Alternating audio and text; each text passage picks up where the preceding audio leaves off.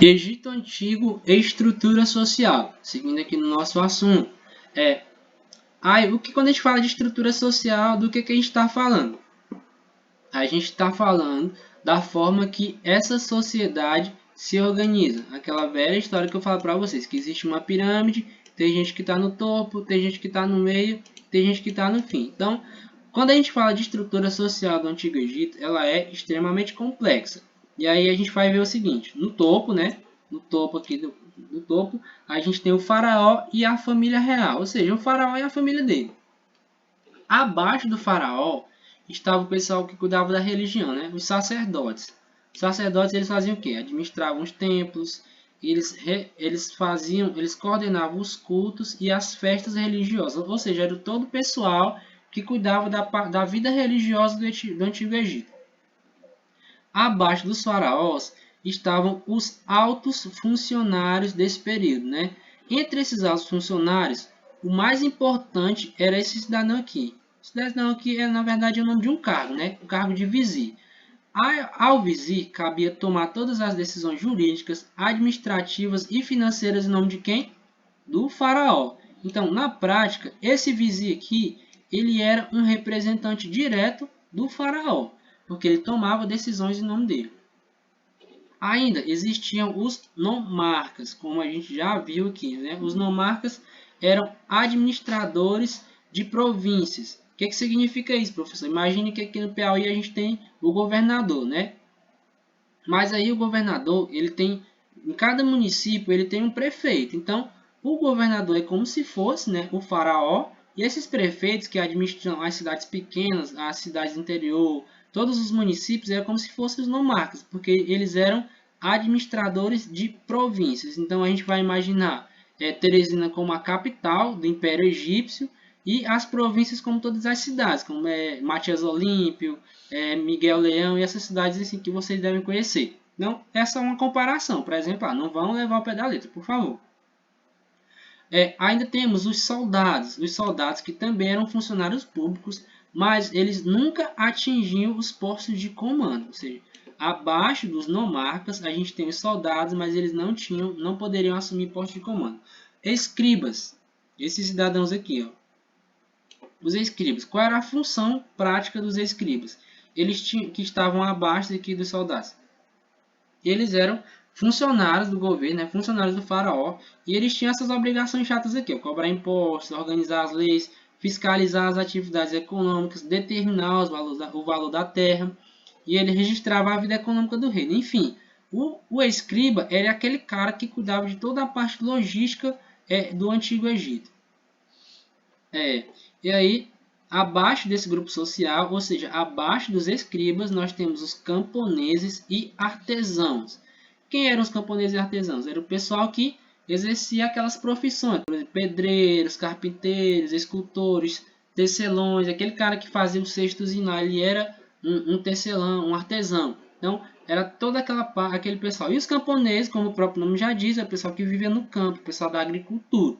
Então, nós temos aí essa classe social.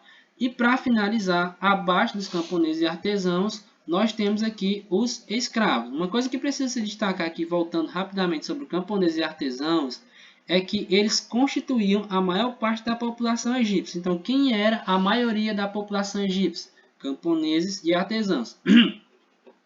E na base da pirâmide social, encontravam-se os escravos. Quem eram os escravos? Às vezes, os egípcios eles lutavam em algumas guerras e eles faziam prisioneiros. Esses prisioneiros se transformavam em escravos dos egípcios. Às vezes, o cara estava com uma dívida muito alta que ele não podia pagar, e para pagar a dívida, ele trabalhava de graça para o devedor dele. E o que acontecia? Ele se tornava um escravo dessa pessoa, do credor, no caso. Então, são algumas formas de você se transformar. E se você nascesse filho de escravo no Antigo Egito, você era consequentemente escravo. Ou seja, você herdava a escravidão do seu pai. Então, são algumas formas de ser escravo no Antigo Egito. Seguindo, aqui nós temos o exemplo prático dessa pirâmide social. O faraó, como sempre, junto com a família dele, está aqui no topo. Depois nós temos os sacerdotes, aqui em segundo lugar. Os altos funcionários, ou seja, aquele pessoal mais elevado, está aqui em terceiro lugar. Os nomarcas em quinto. Os guerreiros em sexto lugar nessa pirâmide social. escribas em sétimo, artesãos e camponeses em oitavo lugar, e na base da sociedade egípcia nós temos aqui os escravos. Então, aqui é uma divisão sintética da sociedade egípcia para a gente entender como essa sociedade era complexa e como ela era dividida. Seguindo, escrita. A escrita do Antigo Egito. Como eu já falei para vocês, a gente tem a pré-história e a história. E a história, por questões didáticas, começa quando o homem começa a desenvolver a escrita. No Antigo Egito, nós temos aí 3 tipos de escrita. Os hieróglifos, que vocês não podem escrever hieróglifos, porque a gente precisa entender as atividades, então escrevam direito, tá bom? Não escrevam com hieróglifos. Segundo, nós temos outro tipo de escrita, que é a escrita hierática e a escrita demótica. São 3 tipos de escrita. Qual era a mais popular? A escrita com hieróglifos. Depois nós temos a hierática, que tinha fins comerciais, e a escrita demótica, que era a escrita mais popular. Usada pela... ser mais popular porque era usada pela maior parte da população. Aqui nós temos um exemplo de uma escrita em hieróglifos, ou seja, usavam sinais de animais, até pessoas aqui, por exemplo. Aqui nós temos um sinal de algum tipo de ave. Então, esse é o estilo da escrita em hieróglifos. Usa figuras, no caso. A escrita hierática, que é uma espécie de escrita cursiva, que usa caracteres, no caso, aqui vocês podem dar uma reparada, depois podem pesquisar na internet, se quiserem ver. E aqui é a escrita demótica, que também é outra escrita um pouco parecida com a escrita hierática, mas vocês podem perceber que é diferente, né? Então, vamos para frente. Egito Antigo, economia. Falando aqui da economia. O que a gente quer dizer com economia? Economia era a forma que esse povo vivia, as atividades que eles desenvolviam para sobreviver e para trocar produtos, para vender, para comprar. Em primeiro lugar, nós temos a agricultura. E essa agricultura era a principal atividade econômica deles. Se perguntar em algum questionamento qual era a principal atividade econômica dos egípcios, vocês vão dizer que era a agricultura. E aí, os camponeses eram responsáveis pela construção dos diques e pelo armazenamento de cereais. Ou seja, os camponeses eram responsáveis pela agricultura.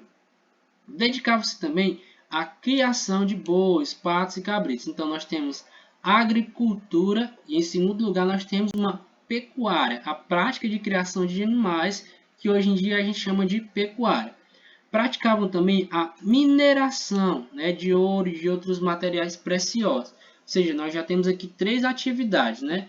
Construíam navios, né? Mandavam buscar cedro na Fenícia. Em troca de cedro, os egípcios forneciam papiro e cereais aos fenícios. Ou seja, havia uma troca comercial aqui. Os egípcios também importavam linho e cerâmica. E aí, o que significa tudo isso? O comércio, ou seja, aqui nós temos agricultura, pecuária, mineração e comércio, que a gente pode dizer que eram as 4 principais atividades econômicas do Egito Antigo. O comércio era pouco desenvolvido e se dava à base de trocas. O comércio externo se limitava à permutação de artigos de luxo. O que é uma permutação? É uma troca. Eu tenho um produto que você tem interesse nesse produto e você tem um produto que eu estou interessado nele. E aí o que nós fazemos? Nós fazemos uma permuta. Nós trocamos o meu produto pelo seu, porque você quer o meu e eu quero o seu. Ou seja, havia uma permutação de artigos de luxo. Então, e aí, posteriormente, os egípcios ampliaram e intensificaram seus contatos comerciais com cretenses, que eram gregos, sírios, palestinos e fenícios. Ou seja, o comércio começou tímido e depois se desenvolveu. Seguindo, Egito Antigo, religião. Em primeiro lugar, a religião ela tinha um papel muito importante no Egito Antigo. Ela fazia parte do cotidiano das pessoas, da vida comum das pessoas. Havia uma cerimônia para tudo, né? O cara casava, tinha uma cerimônia. O cara casava, tinha uma cerimônia. O cara nascia, tinha uma cerimônia. O cara morria, tinha uma cerimônia. O cara tinha uma colheita boa, ele fazia uma cerimônia para agradecer a colheita. Ou seja, a religião estava em todos os momentos da vida dele. A religião também influenciou a literatura, a arquitetura e a pintura dos egípcios. Em que sentido? Ou seja, o cara escreve um poema, ele fala sobre Deus, ele faz uma construção, ele coloca a imagem de Deus. Então, ou seja, influenciava os vários fatores da vida dele. Outra coisa, os egípcios eram politeístas. Foi por isso que deu aquela confusão lá, quando o faraó tentou estabelecer o monoteísmo. Por quê? Porque eles eram politeístas, eles já tinham o costume de adorar a vários deuses, que é isso que é ser politeísta. E aí o que é que ocorre? O cara chega lá e diz, ó, vocês vão adorar só um deus agora. Só que ser politeísta já estava na cultura deles, e era muito difícil. Foi por isso que teve todo aquele problema. Então, se eu perguntar, os egípcios eram politeístas ou monoteístas? Vocês vão dizer que eles eram politeístas, certo? Os deuses, eles podiam ter forma humana. E o que significa um deus com forma humana? Significa um deus antropomorfo. Esse deus podia ter forma de animal, ou seja, zoomorfo. E poderia ainda misturar características de humanos e de animais. Que significa o quê? Um deus antropozoomorfo. Alguns deuses eles eram cultuados em todo o Egito e outros deuses apenas em algumas cidades. Para os egípcios, os deuses controlavam a vida e a morte das pessoas. É por isso que a religião tinha tanta influência na vida deles, porque os deuses controlavam tudo na vida deles.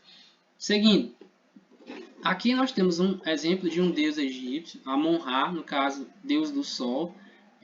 Outro exemplo, Osíris, o deus do julgamento. Que tipo de julgamento? O cidadão morria e tinha que passar pelo tribunal de Osíris para ser julgado. E aí, esse cidadão aqui, o Osíris, é que ia dizer, não, tu vai para um lugar ou para o outro. Bom ou mal, quem determinava e quem julgava era esse cidadão aqui, o Osíris. Deusa Ísis, que era a deusa da magia. Aqui nós temos um exemplo de um deus antropomorfo, ou seja, um deus que tem forma de ser humano, de pessoa mesmo. Horus, que é o deus dos céus. Aqui nós temos um exemplo de um deus que tem uma parte de animal e aqui uma outra parte de pessoa, de humano, ou seja, um deus antropozoomorfo, que mistura características de humanos e de animais. Anubis, que é o deus dos mortos, né, na cultura egípcia. E, para finalizar, uma breve curiosidade aqui sobre mumificação. O que significa a mumificação para os egípcios? Eles acreditavam em vida após a morte. E aí, eles acreditavam que o corpo, quando o indivíduo morria, a alma saía do corpo, essa alma passava por um período de peregrinação e depois ela retornava ao corpo. Por conta disso, o que eles faziam?